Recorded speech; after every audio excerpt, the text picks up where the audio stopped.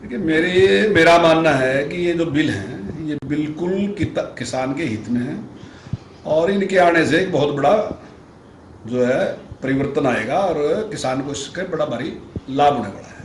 लेकिन कुछ स्वार्थी लोग हैं जिनके स्वार्थों पे आंच आती है, तो उन लोगों ने जानबूझ के इसका विरोध करना शुरू कर दिया। अब जैसे पहले एक बात फैलानी कर दी कि एमएसपी खत्म होगा, तो मैं दावे के साथ कह सकता हूँ, एज ए मिनिस्टर नहीं, मैं एक किसान के तौर पे बात करता हूँ कि जो एमएसपी है ना, न्यूनतम समर्थन मूल्य है, वो किसी सरकार की कृपा नहीं है किसी किसान के ऊपर। कोई सरकार न्यूनतम समर्थन मूल्य को समाप्त नहीं कर सकती, ना वर्तमान सरकार समाप्त कर सका, ना पिछली सरकारें समाप्त कर सकती थी, और आने वाले 50 साल तक की मैं गारंटी देता हूँ कि आने वाले 50 साल में कोई भी सरकार न्यूनतम समर्थन। मैं किसानों को एक बात कहना चाहता हूँ, एक मिनट सोच के तो देखो, 140 करोड़ का देश है, अगर सरकार खरीद नहीं करेगी तो इस सारी सिस्टम को ठीक कैसे रखेगी? रख ही नहीं सकती। लेकिन मैं एक बात और कहना चाहता हूं कि न्यूनतम समर्थन मूल्य जो है ना, वो कोई बढ़िया बात नहीं है। न्यूनतम समर्थन मूल्य लास्ट की चीज है। सरकार ने किसान से कहा कि अगर तेरी चीज कहीं नहीं बिकती तो मैं उसका कहा कि बैठा न्यूनतम समर्थन मूल्य, न्यूनतम शब्द देखो ना, न्यूनतम है, न्यूनतम लास्ट है, तो क्या मैं लास्ट पे रुक जाऊं? जरूरत है कि आप अधिकतम लेकर आओ, क्योंकि मैंने आपको सेव कर दिया कि आप यहां, जो सरकार ने सेव कर दिया कि आप लास्ट में यहां आ जाइयो। लेकिन इससे पहले ट्राई करो, उड़ो ना, उड़ान करो, जहां तक जा सकते हो वहां तक जाओ, तो जरूरत इस बात की है। लेकिन आने वाले पिछले 20 साल में न्यूनतम समर्थन मूल्य ही अधिकतम मूल्य बन गया और सबके सब ने अब सरकारें की विकल्प लग रही थी, नहीं ये ठीक नहीं है आपके लिए, ये तो न्यूनतम है, आप इससे आगे बढ़ो ना।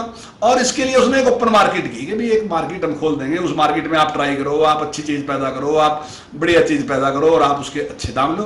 तो आप पहले वहां ट्राई करो ना। अगर आपकी चीज सरकार का न्यूनतम समर्थन मूल्य अगर 2000 है और आपकी चीज बढ़िया है, अगर वो 2200 बिकती है बेच दो ना, अगर 2500 बिकती है बेच दो ना, अब 3000 बिकती है बेच दो ना। सरकार ने इसीलिए रिस्क लिया कि जो मार्केट फीस थी उसने उसको कह दिया अगर आप बाहर बेचोगे तो हम नहीं लेंगे। यानी कि 60-70 रुपए का तो फायदा वही है किसान को, 60-70 रुपए का फायदा, तो क्योंकि व्यापारी उसमें की जो बची है उसको ज्यादा पैसे देगा, तो 60-70 रुपए का तो फायदा वही है। वो केवल उत्साह के लिए दिया कि आपका उत्साह बढ़ेगा और आप अपनी चीज को बेचोगे, ऐसा ऐसा मार्केट डेवलप होगी और आपकी चीज। ये दूसरी बात है, ये कह रहे हैं आड़ती का और किसान का चोली दामन का साथ है, बहुत प्यार है, बिल्कुल सही है बात, मैं उस प्यार के खिलाफ नहीं हूं बिल्कुल भी। लेकिन मैं बार्गेनिंग पावर किसान को देना चाहता हूं, और जो किसान आंदोलन चलाने लग रहे हैं वो बार्गेनिंग पावर आड़ती के हाथ में देना चाहते हैं।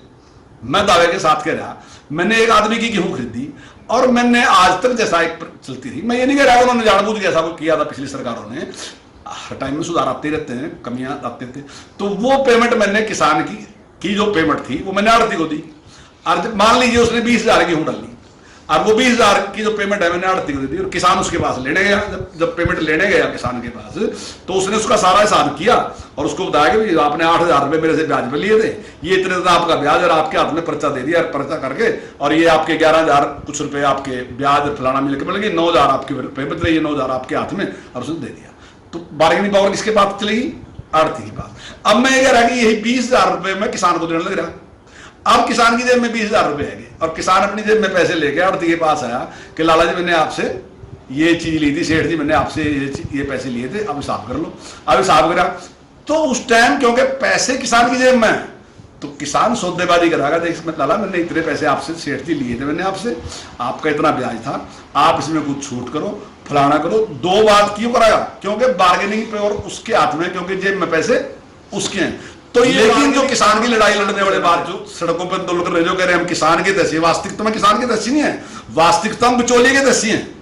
वो लड़ाई बिचौलिए की लड़ रहे, किसान की लड़ रहे, लेकिन वो कहने लग रहे कि नहीं, ये बार्गेनिंग पावर जो है ये आड़ती के पास रहनी चाहिए, किसान के पास नहीं, क्योंकि किसान तो अनजान है, किसान को तो कुछ भी पता नहीं है।